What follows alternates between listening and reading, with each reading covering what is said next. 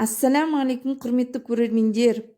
Бүгін мен сіздерге японский панкейк дораякидің қалай пісетінін және қалай дайын болатынын көрсететін боламын. Мінекей үлпілдеген жұмсақ, дәмі сондай тәтті. Бізге алдымен 4 жұмыртқа керек болады. 4 жұмыртқамызды ыдысқа салып, үстіне 80 грамм секер саламыз.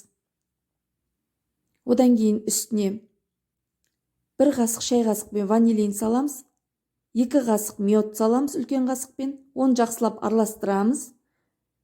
Оның үстіне разрыхлитель саламыз, шай қасықпен 2 қасық, соны сеткіден өткізіп, барлығын қосып, жақсылап тұрып венчикпен араластырамыз.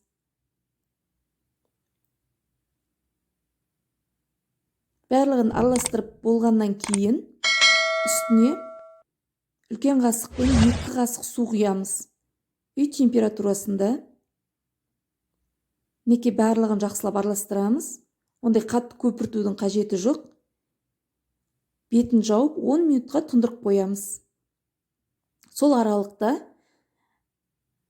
любой бір шоколад алсаңыздар болады. Мен осындай Қазақстан шоколадын алдым. Және де осындай бір мешокқа салып, ыссы судың ішіне салып қойсаңыздар болады. Пісіріп болғанша ол жібіп тұрады. Мінекей менікі 10 минут тұрды тұнып, бетіне пузырьктар шығып, әдемі болып тұр. Менің табам қызып тұр уже. Міне өте әдемі, сондай пышный болып кәдімгідей. Воздушный болып пісіп жатыр.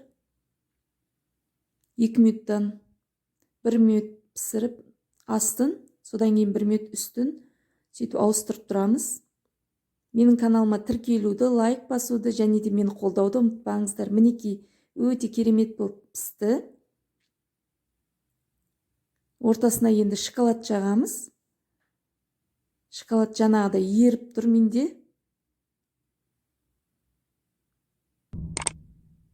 Осылай бір-біріне қосып, жан-жағын біріне осылай бассаңыздар, өте жұмсақ, сондай керемет.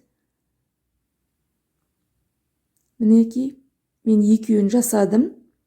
Сіздерге қалай жасалатынын көрсету үшін. Ортасы өте әдемі болып шықты. Ас болсын. Рахмет көргендеріңізге.